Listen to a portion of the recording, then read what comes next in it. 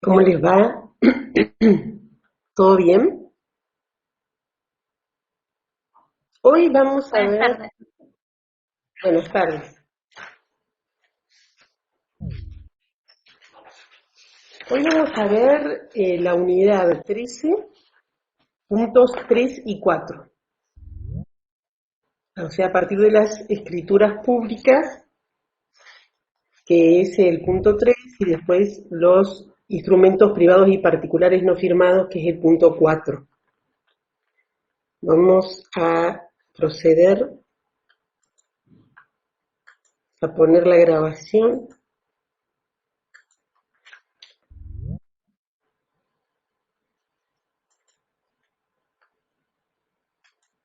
y a compartir el PowerPoint.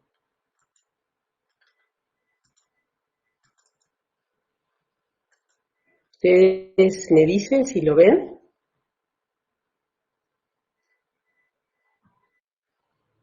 Sí, doctora.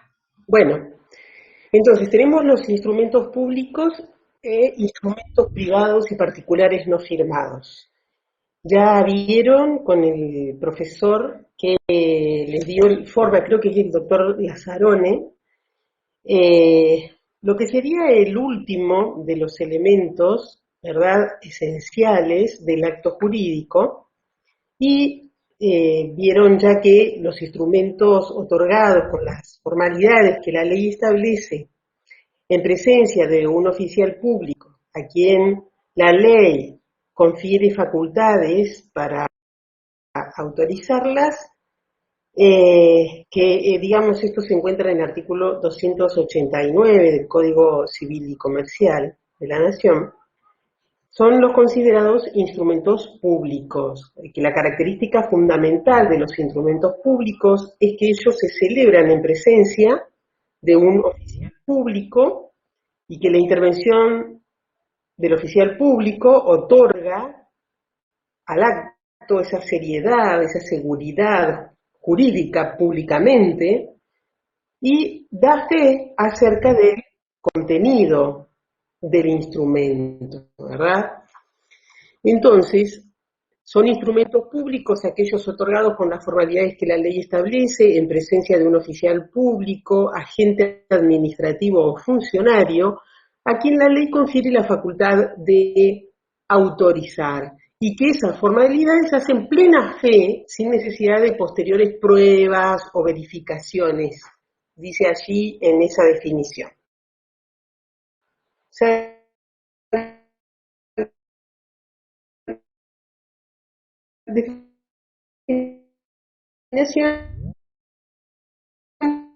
es la correcta si le preguntan qué son los instrumentos públicos.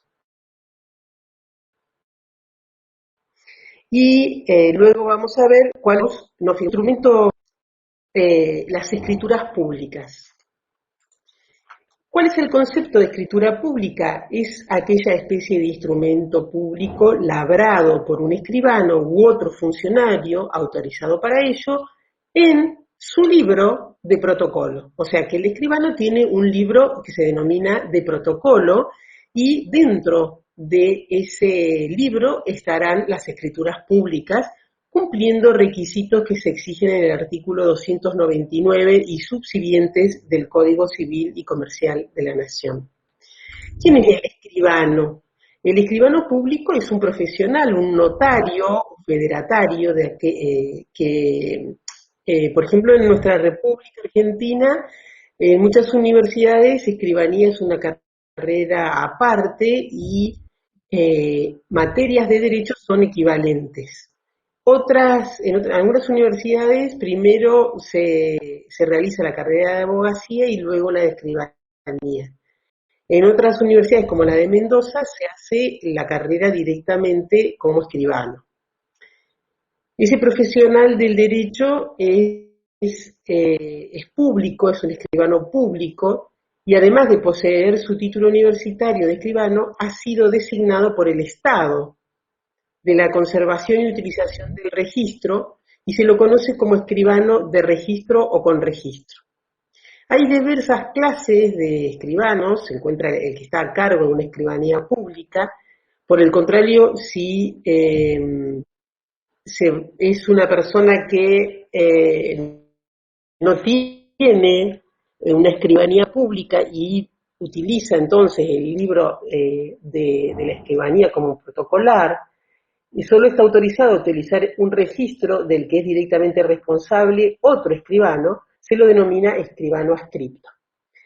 Pueden nombrarse también escribanos interinos en casos de enfermedad, ausencia o impedimento transitorio, solicitándolo quien, el escribano o el mismo adscripto, puede ante el tribunal de superintendencia.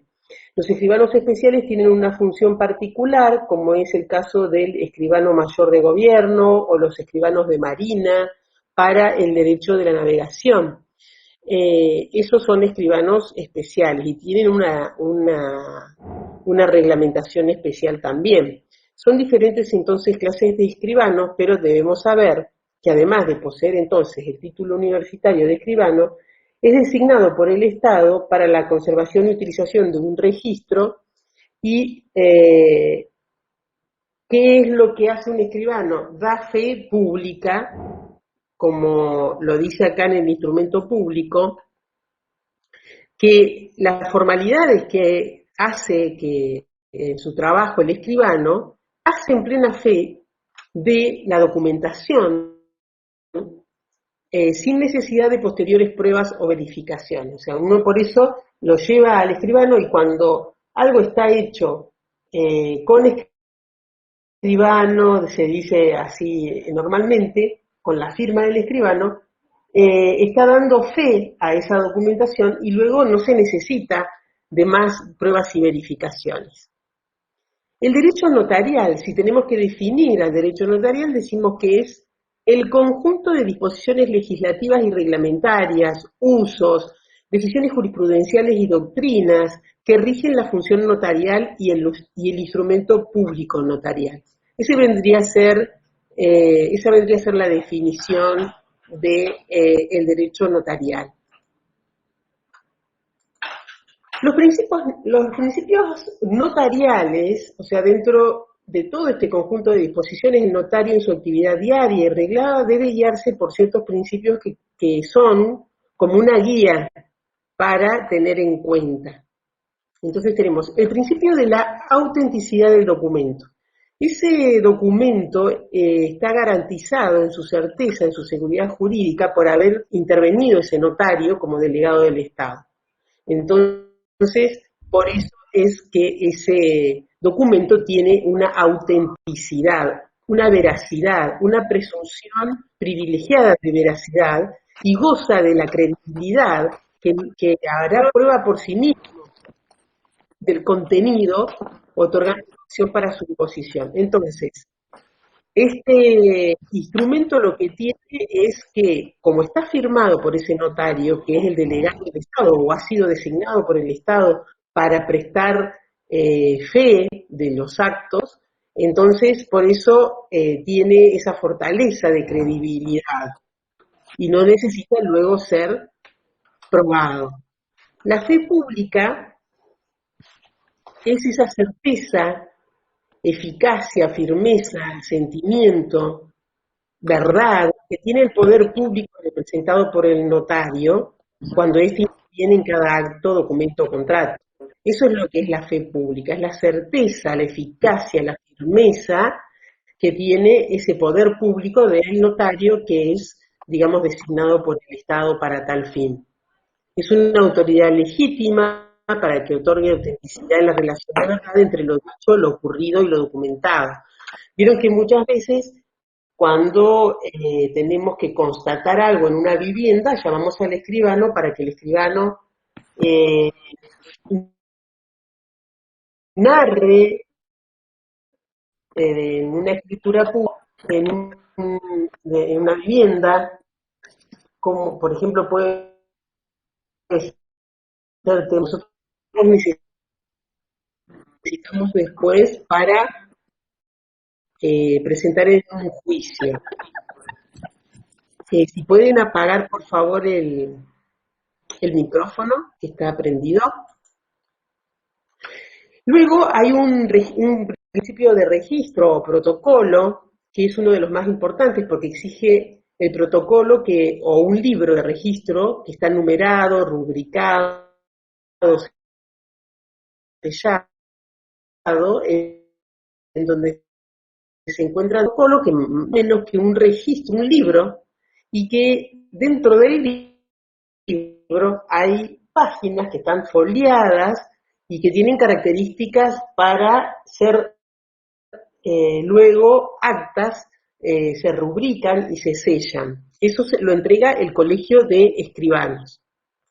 En cuanto al principio de inmediatez, es la relación directa e inmediata del notario al presenciar hechos o actos que tengan que documentar. Entonces, como decía, lo llamamos hay una rotura de algo, por ejemplo. Bueno, llamamos al escribano para que constate cuáles fueron las roturas en determinado bien. Puede ser mueble o inmueble. Entonces, él, ¿qué va a hacer? Va a presenciar esos hechos o actos porque los va a documentar, o sea, va a observar que rompieron una cerradura, que rompieron un vidrio, cómo se encuentra en ese momento que él va a la vivienda, por ejemplo, ante un caso de un robo, por ejemplo.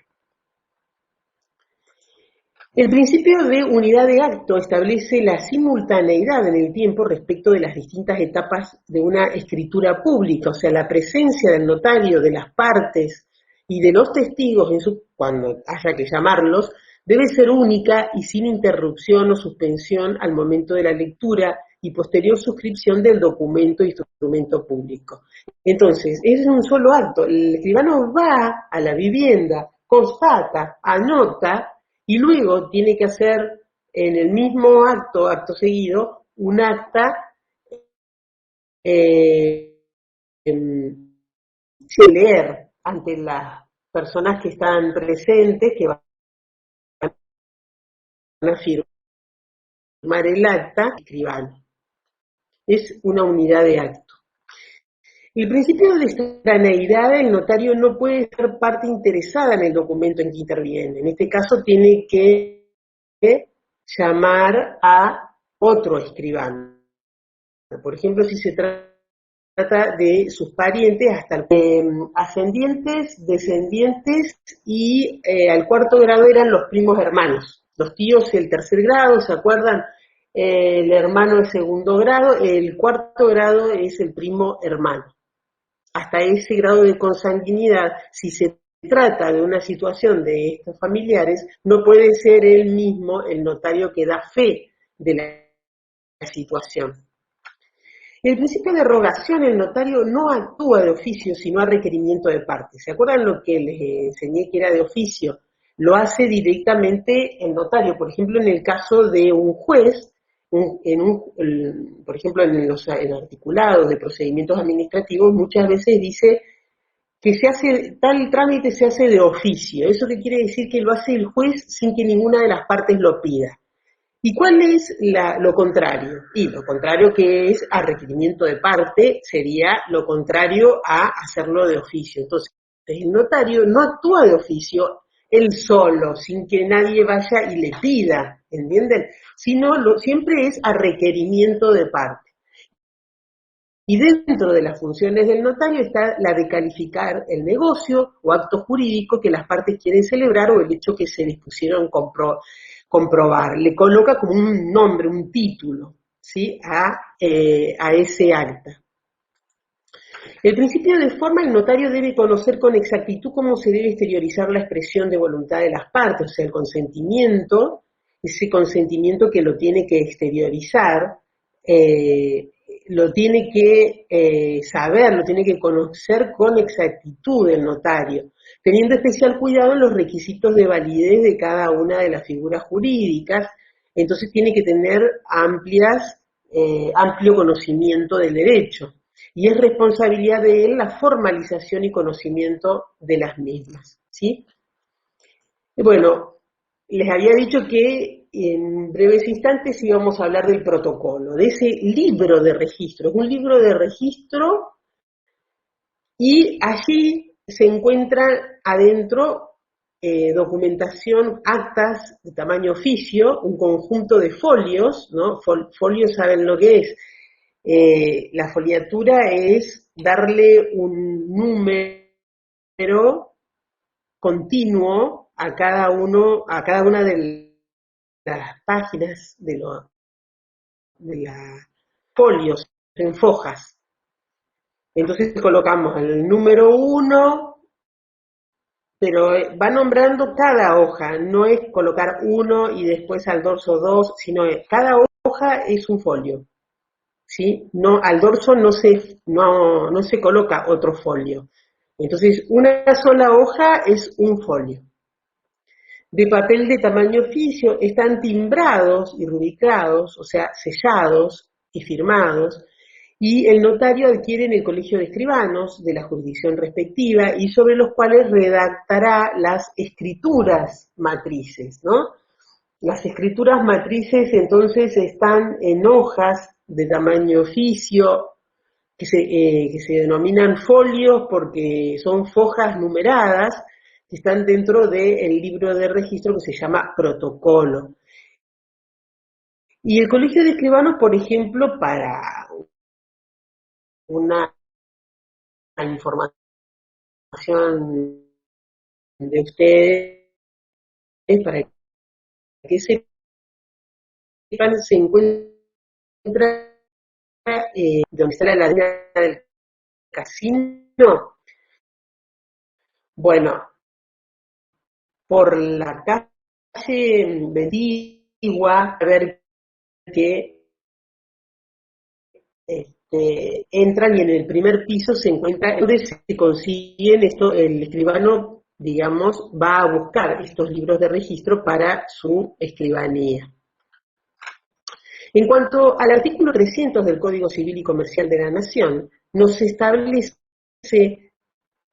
acerca del protocolo, que es una forma, el protocolo se forma con los folios habilitados para el uso de cada registro, numerados correlativamente en cada año calendario, y con los documentos que se incorporan por exigencia legal o a requerimiento de las partes del acto, y que corresponde a la ley local reglamentar lo relativo a las características de los folios, su expedición, así como los demás recaudos relativos al protocolo, forma y modo de su colección, en volúmenes o legajos, su conservación y archivo. Todo, digamos, lo relativo a ese libro, ¿no? De escrituras. Cómo se debe utilizar los recaudos de ese protocolo, las formas, van a ser reglamentadas localmente.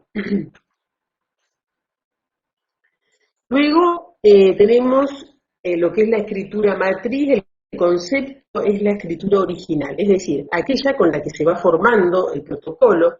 La denominación de matriz se utiliza para diferenciarla de las copias y para significar que de su existencia y su validez dependen la existencia y validez de esas copias. ¿Por qué? Porque ustedes van a tener un libro donde tiene escrituras matrices, que no se utilizan generalmente las del libro para que no se estropeen, para que queden intactas, y en lugar de utilizarse cuando uno va como parte, por ejemplo, a buscar una escribanía, una escritura, no me la van a dar directamente, ni van a revisar ese libro, sino que hay copias para entregar a las partes. Y estas son las copias a las que se está refiriendo este texto. La escritura matriz, entonces, es la escritura original del protocolo, o sea, varias escrituras van a conformar el protocolo que es el libro del escribano. Partes de la escritura pública va a haber un encabezado, en el encabezado se encuentran los datos, a diferencia de las viejas escrituras donde se hacía invocación a través de un ruego a la divinidad, nos encontramos con el artículo 1001 del Código Civil argentino que establece la necesidad de expresar la naturaleza del acto y su objeto, pero siguiendo un orden decidimos que se comienza con el lugar y la fecha del otorgamiento. En relación al lugar se deberá determinar la ciudad, el municipio, la provincia, el país, de manera tal que no quede lugar a duda la jurisdicción del autorizante. En cuanto a la fecha, es el punto clave para la relación jurídica que se establece y es importante recordar que estos elementos nombrados son tan importantes que la falta de alguno de ellos puede provocar la nulidad de la escritura. Miren qué importante que es. Se coloca la hora, es necesario establecer en escrituras los protestos, testamentos por acto público o cerrado, actas de constatación o notificaciones en general, entre otras, son las que se hacen. Luego está la comparencia. Se coloca, se identifican a las partes, a las personas, estimándose su capacidad y la representación que ejercen. El notario no es un compareciente, no es una de las partes, ¿verdad? Bueno, luego de lo que sería esa comparencia está la exposición. Ahí se determina el motivo de la formalización del negocio jurídico, luego la estipulación, que es la parte dispositiva de la escritura, luego el otorgamiento, expresar la voluntad del sujeto actuante, determina la causa del otorgamiento solemne, que se clasifican en activos y pasivos. Los activos comprenden las facultades de conceder, prometer, proponer, ordenar, así comienza. Y las que son pasivas son aceptar, ratificar, enunciar derechos o facultades. Luego viene la autorización, la parte final de la escritura, naciendo el instrumento público de esta manera, ¿no? Materialmente está representada por el de mí,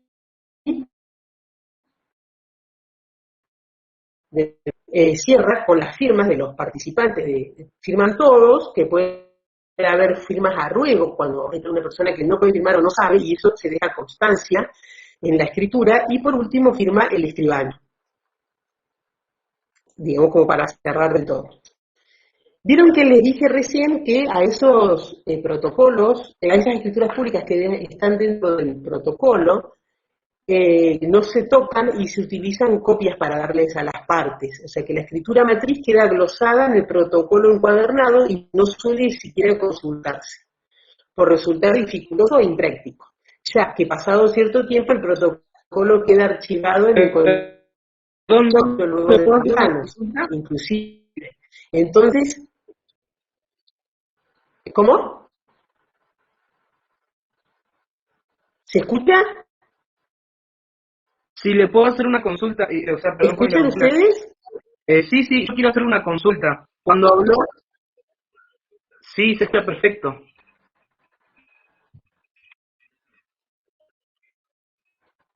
Sí. ¿Usted quiere hacer alguna consulta? Yo quería hacer una consulta porque usted, sí, yo, Jeremías me llamo. En el encabezado usted habló del artículo 1 del Código Civil Argentino. Ese era en el Código, estamos en el Código actual, solamente eso era.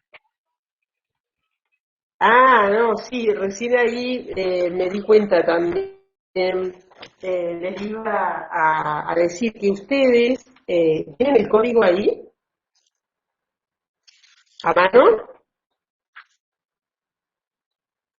Sí, doctora. Yo sí lo tengo acá en mano. ¿Tenés el código? Claro. Ahí en el artículo 1001 del Código Civil y Comercial, acá lo estoy buscando, ya te digo.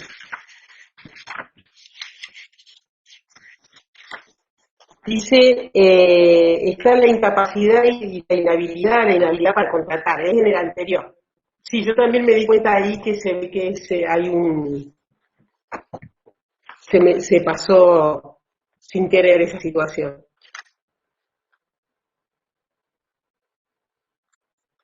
Bueno, pero continúo, después lo solucionamos, ¿sí? Bueno, la escritura matriz entonces queda glosada en el protocolo encuadernado, entonces no suele siquiera consultarse por resultar dificultoso o impráctico, ya que pasado cierto tiempo el protocolo queda archivado en el Colegio de Escribanos y salvo cuando es necesario efectuar un estudio de títulos es cuando se puede llegar otra vez a pedir esa copia. Entonces las partes tienen en su poder un primer testimonio o copia que son sinónimos, no es la escritura matriz. La copia simple que suele entregar los escribanos es al solo efecto de que las partes tengan el texto, pero no reúne los requisitos formales. ¿Se puede entregar una segunda copia? Sí, se puede entregar otra copia cuando alguna de las partes lo necesite, porque por ejemplo la extravió, la perdió, entonces en algunos casos se puede entregar, en otros no, por ejemplo cuando la escritura contenga la constancia de alguna obligación pendiente de dar o de hacer a cargo de la otra de las partes. Y esto está articulado, en este caso se debe requerir la acreditación en instrumento público de la extinción de la obligación, primero la conformidad del acreedor o la autorización judicial, que debe tramitar con citaciones de las partes del acto jurídico. Luego, en el 308 están copias o testimonios. El escribano debe dar copia o testimonio de la escritura de las partes, a las partes. Esta es la que tiene validez. Si es una copia simple, no tiene validez. La que tiene validez es la copia o testimonio de la escritura de las partes. Este instrumento puede ser obtenido por cualquier medio de reproducción que asegure su permanencia indeleble conforme a las reglamentaciones locales. Si alguna de las partes solicita nueva copia, el escribano debe entregarla, excepto que la escritura contenga la constancia de alguna obligación pendiente de dar o de hacer un cargo de otra de las partes. En este caso se debe requerir la acreditación en instrumento público de la extinción de la obligación, la conformidad del acreedor o la autorización judicial que debe tramitar con citación de las partes del acto jurídico. Esto lo encontramos en el artículo 308.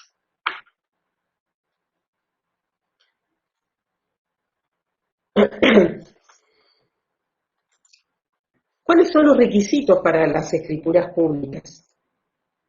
Deben efectuarse en el protocolo, o sea, en el libro que estamos hablando.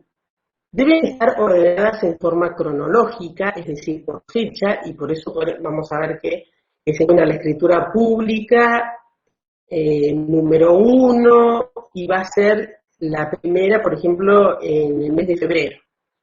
Correlativamente, en forma cronológica, luego se van a ir colocando en las siguientes actas. Por ejemplo, nosotros podemos hacer un comparativo con los libros de actas de exámenes de la facultad, que se encuentran dentro de un libro y que ahora, en la actualidad, así también con el protocolo de los escribanos,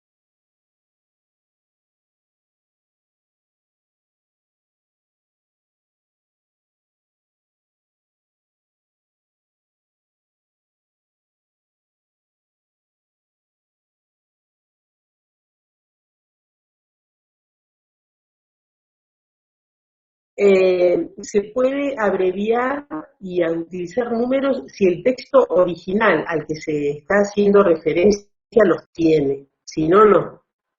Si el texto original del cual se está sacando los datos para la escritura tiene una abreviatura o un número en lugar de tener el número escrito en letras, sí se puede. Deben salvarse los errores de escritura, por ejemplo, vieron que a veces se escribe y sin querer nos salteamos una letra en la palabra. Bueno, eso luego hay que salvarlo, hay que endosarlo, colocar si hay algo que no va, hay que colocarlo, enmendarlo, y si hay una parte que se agrega también. ¿Por qué? Porque no tienen que haber agregados o interlineados en la escritura, sino que luego del texto hay que salvarlo y lo firma el escribano. Pero luego de haber hecho esa salvedad. Luego van las firmas por los otorgantes, o sea, por las partes, escribanos y testigos, pero el escribano siempre firma lo último. Y la identidad de los otorgantes que habíamos dicho que se coloca. ¿Qué es un acta notarial? Un acta notarial es el instrumento público original en el que el notario, a solicitud de parte interesada, relaciona para hacer constar bajo su fe uno o varios hechos presenciados por él o que le consten y que asienta en los folios del protocolo a su cargo con la autorización de su firma y sello. Entonces, este acta notarial es un instrumento público original. ¿El notario qué hace? También lo tiene que hacer a solicitud de parte interesada, como decíamos, no puede ser de oficio, y hace constar bajo su fe uno o varios hechos presenciados por él o que le consten, y que asienta en los folios del protocolo a su cargo con la autorización de su firma y sello. Los requisitos de estas actas notariales están en el artículo 311. ¿Sí? Las actas están sujetas a los requisitos de las escrituras públicas con las siguientes modificaciones. Se debe hacer constar el requerimiento que motiva la intervención del notario y en su caso la manifestación del requirente respecto al interés propio o de terceros con que actúa, eso se debe hacer constar. No es necesaria la acreditación de personería ni la del interés de terceros que alega el requirente. No es necesario que el notario conozca o identifique a las personas con quienes trata a los efectos de realizar las notificaciones, requerimientos y otras diligencias.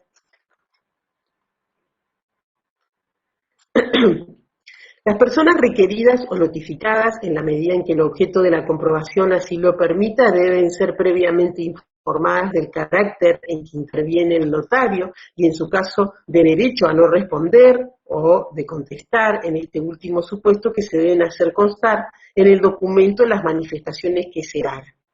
Se deja constancia de todo. El notario puede practicar las diligencias sin la concurrencia del requirente cuando por su objeto no sea necesario. Puede ir directamente el notario a el lugar que fue convocado.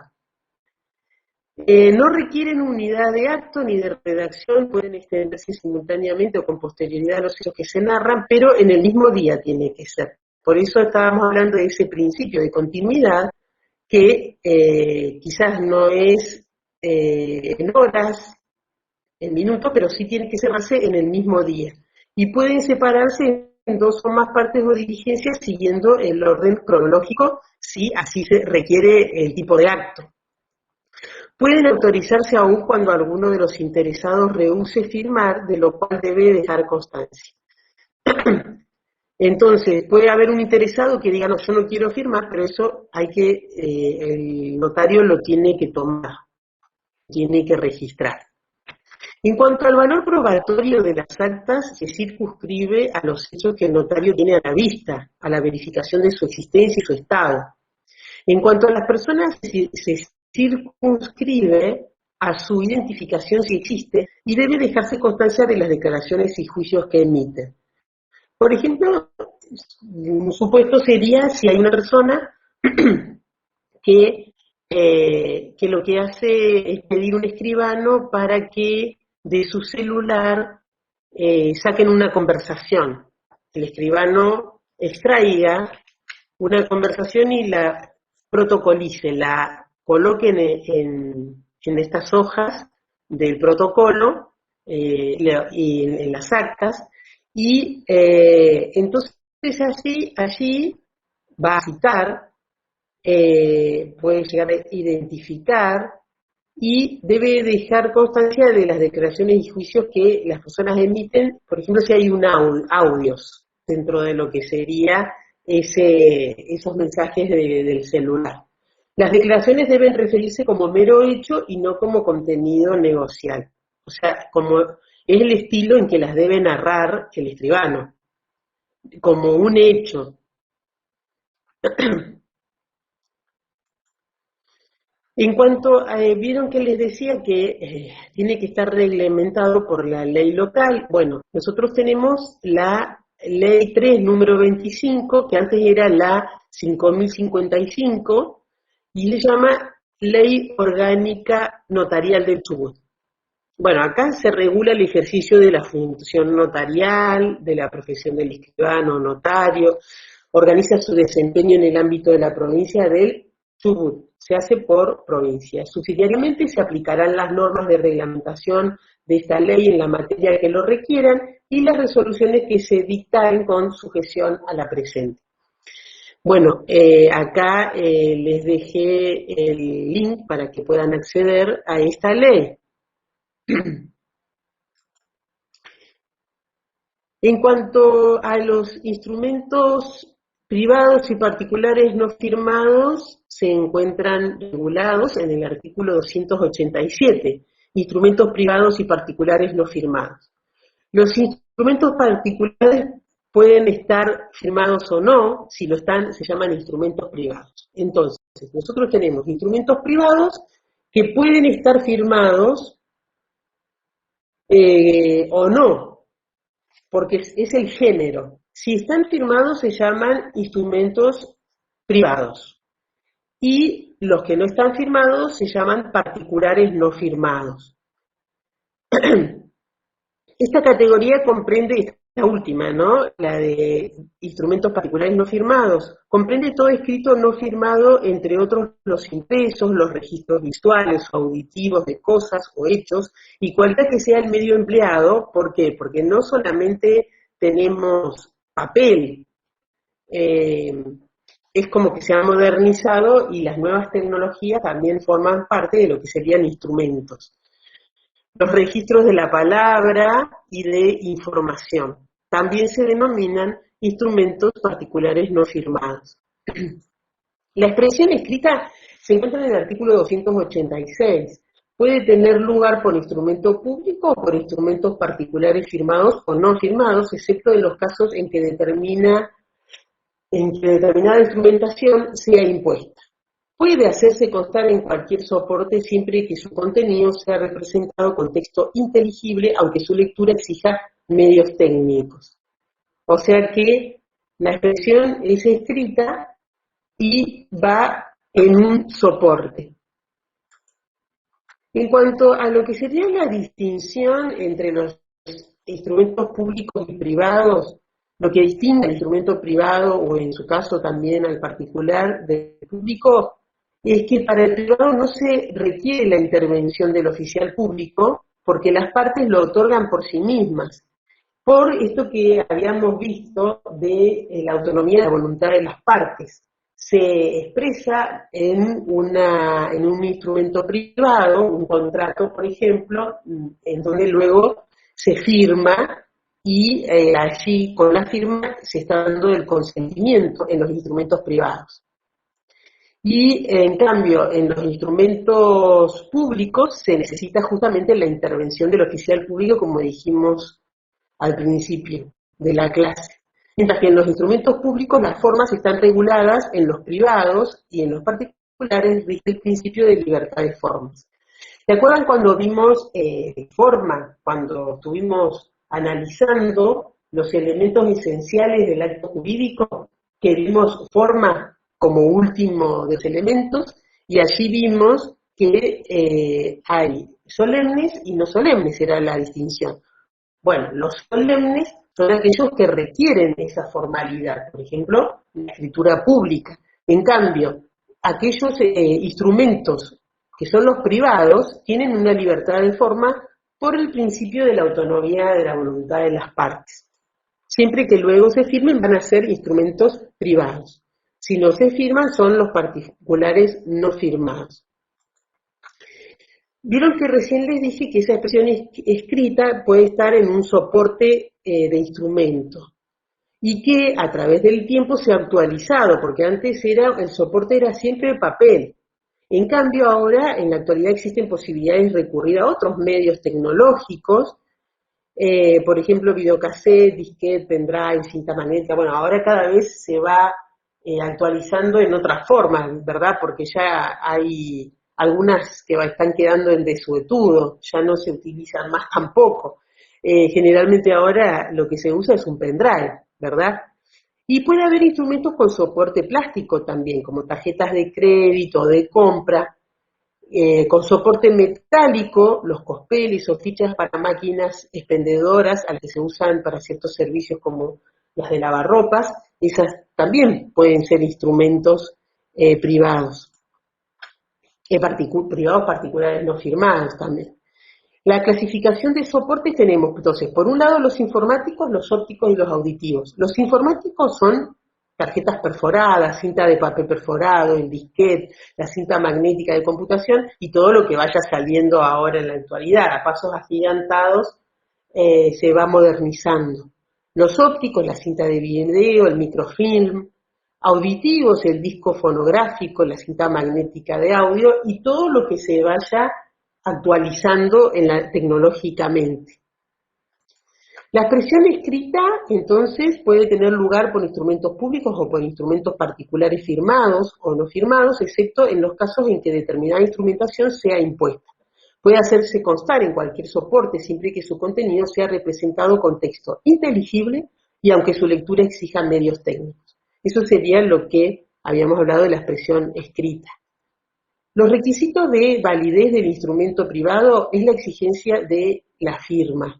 El principio de libertad de forma está bárbaro, pero tiene que haber un consentimiento expresado, entonces se exige la firma en el instrumento privado, ¿verdad?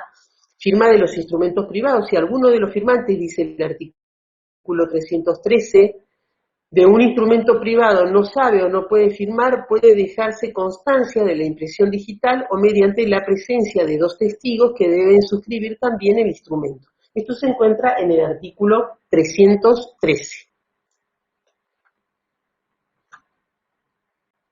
Era lo que hablábamos de la firma a ruego y la presencia de los testigos.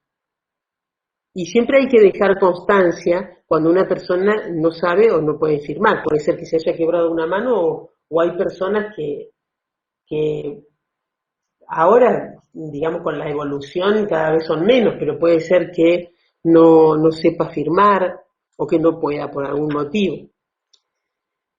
En cuanto a lo que es la firma, en el artículo 288, dice que la firma prueba entonces la autoría de la declaración de voluntad expresada en el texto al cual corresponde. Esa exteriorización de la voluntad, del consentimiento, se hace a través de la firma y debe consistir en el nombre del firmante o en un signo, ¿no? Porque bueno, hay personas que firman con un signo, otras colocan el nombre.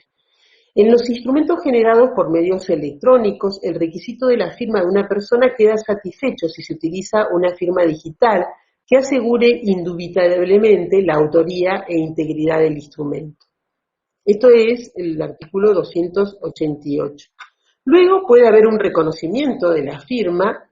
Todo aquel contra quien se presenta un instrumento cuya firma se le atribuye debe manifestar si ésta le pertenece. Por ejemplo, los herederos pueden limitarse a manifestar que ignoran si la firma es o no de su causante en un testamento, por ejemplo. El causante, recuerdan que era la persona fallecida que luego se denomina causante cuando se abre la sucesión. Esa autenticidad de la firma puede probarse por cualquier medio. ¿Por qué? Porque los herederos pueden estar no muy convencidos de que se hace la firma, ponerlo a dudas, y que luego se pruebe por algún medio, como también puede ser la prueba, generalmente es a través de peritos, ¿verdad? El perito calígrafo. El reconocimiento de la firma importa el reconocimiento del cuerpo del instrumento privado. Si alguien reconoce la firma, entonces quiere decir que lo que está expresado en el cuerpo arriba de lo que se firmó, entonces se reconoce como tal, ¿no? Estás reconociendo, aparte de la firma, que eso es lo que expresaste y que es la voluntad tuya, es tu expresión de consentimiento. Y el instrumento privado reconocido, declarado auténtico por sentencia o cuya firma está certificada por escribano, no puede ser impugnado por quienes lo hayan reconocido, excepto que haya vicios en el acto del reconocimiento. Hasta ahora hemos visto los vicios de la voluntad, el error. No me acuerdo si vieron los otros también, porque no pude estar en algunas de las clases. De la voluntad y del acto vieron lesión, me parece, ¿no? El documento signado con la impresión digital vale como principio de prueba por escrito y puede ser impugnado en su contenido. En cuanto a lo que es la firma digital, hay una ley, que es la 25.506. Ahí en esa ley se expresan consideraciones generales, cuáles son los certificados digitales, las licencias, la autoridad de aplicación, o sea, la autoridad que supervisa el sistema de auditoría que se hace, la comisión asesora, todo eso se encuentra en la ley 25.506 y acá les dejo el link. Acá les he colocado algunos artículos de la ley, de la firma digital, de los requerimientos, o sea, los requisitos, los procedimientos de la firma, y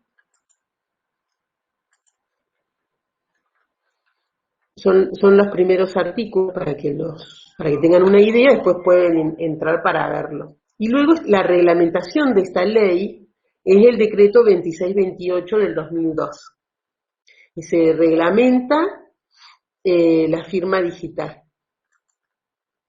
En cuanto al Código Civil y Comercial de la Nación nuevo, no incluyó el doble ejemplar en los instrumentos privados que sí preveía antes el Código de Vélez. Era una norma de orden público y decía como que, suponiendo que hay un contrato, ¿verdad? Y se hace con una formalidad para entregar a las partes. Antes el código decía que había que entregar un ejemplar a cada una de las partes, pero sin perjuicio de que no esté en el nuevo Código Civil, en la práctica negocial es aconsejable a las partes que cada uno requiera su ejemplar. ¿Sí? Por ejemplo, en el contrato de locación, el locatario, el locador y el garante, el fiador. Serían 3, por ejemplo, en ese caso. En cuanto a las enmiendas, que son las que le comenté, que hay que tener mucho cuidado, porque justamente la formalidad, la solemnidad del instrumento hace que haya una seriedad, ¿no? Que no haya tachaduras, enmiendas, pero las raspaduras, enmiendas o interlíneas que afectan partes esenciales del acto instrumentado deben ser salvadas con la firma de las partes abajo. Esto pasa también en las actas de exámenes de la facultad. Si hay un DNI que no está bien escrito o una calificación, tiene que estar salvado, inclusive se hace una resolución para salvar esta situación. De no hacerse así, el juez debe determinar en qué medida el defecto excluye o reduce la fuerza probatoria del instrumento. Sí, porque, bueno, hay algo que está dando fe, hay algo que no tiene que ser, no se puede dudar de este documento, tiene que dar esa certeza, esa seriedad jurídica. Y en cuanto al valor probatorio de los instrumentos particulares, debe ser apreciado por el juez va a apreciar y lo va a ponderar. Debe ser apreciado por el juez y ponderado, como todo, como toda prueba, ¿verdad? Entre otras pautas, la congruencia entre lo sucedido y narrado, la precisión y claridad técnica del texto, los usos y prácticas del tráfico, las relaciones precedentes y la confiabilidad de los soportes utilizados y de los procedimientos técnicos que se apliquen cuando los abogados presentamos, entonces, en el juicio, este tipo de documentación, esta prueba documental. En cuanto al documento firmado en blanco, el firmante de un documento en blanco puede impugnar su contenido mediante la prueba de que no responde a sus instrucciones, pero no puede valerse para ello de testigos si no existe principio de prueba por escrito. Entonces, el firmante de un documento en blanco puede impugnar su contenido mediante la prueba de que no responde a las instrucciones que él dio. Esto tiene que ser así por justamente lo que estamos hablando de la seguridad jurídica.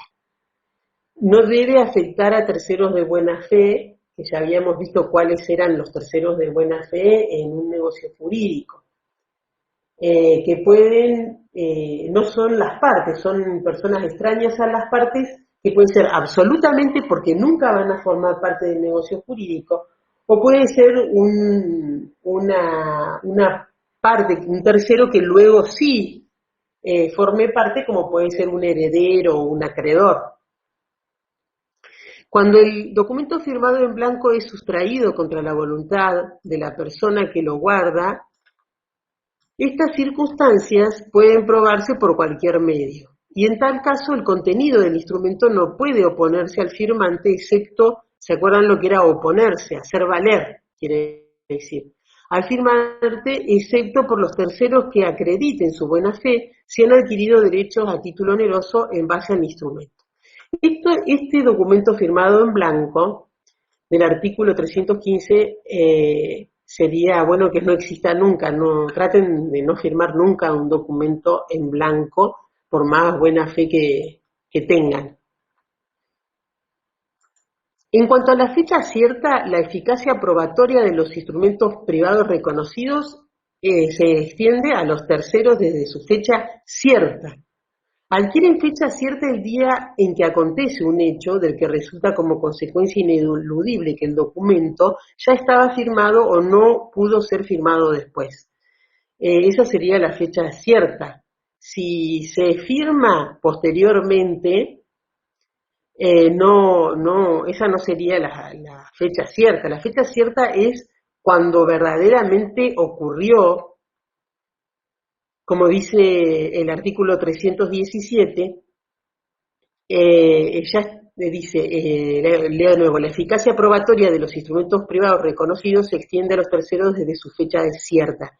Adquieren fecha cierta el día en que acontece un hecho del que resulta como consecuencia ineludible que el documento ya estaba firmado. Vamos a ponerlo en negrita. La prueba puede producirse por cualquier medio y debe ser apreciada rigurosamente por el juez. Claro, porque puede haber, en este caso, simulaciones, engaños, puede haber dolo, puede haber vicios de los actos jurídicos. Por lo tanto, es importante que la fecha sea la verdadera que aconteció ese hecho, la verdadera en que aconteció ese hecho. Y en cuanto a la correspondencia, cualquiera sea el medio empleado para crear una correspondencia o transmitirla, puede presentarse como prueba por el destinatario, pero la que es confidencial no puede ser. Esta sería la excepción, no puede ser utilizada sin consentimiento del remitente, porque es confidencial. O sea, ese es el principio general y esta sería la excepción. Los terceros no pueden valerse de la correspondencia sin asentimiento del destinatario y del remitente si es confidencial. O sea que un tercero ajeno a lo que sería negocio jurídico, el acto jurídico, ¿quiénes son los que son los actores? Las partes. Los terceros son extraños. No pueden valerse de correspondencia sin que tanto el destinatario de la asienta o el remitente cuando es confidencial. Bueno, disculpen el artículo 1001, creo que se quedó del código anterior. Nosotros tuvimos que, imagínense, que cambiar todo. Estudiamos por el Código Civil y Comercial de Vélez Arfiel y luego tuvimos que estudiar todo de nuevo. Somos, digamos, una generación que estudiamos con dos códigos.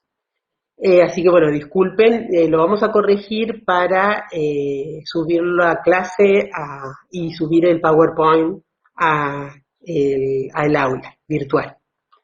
Bueno, que tengan muy linda tarde, me llevo los presentes.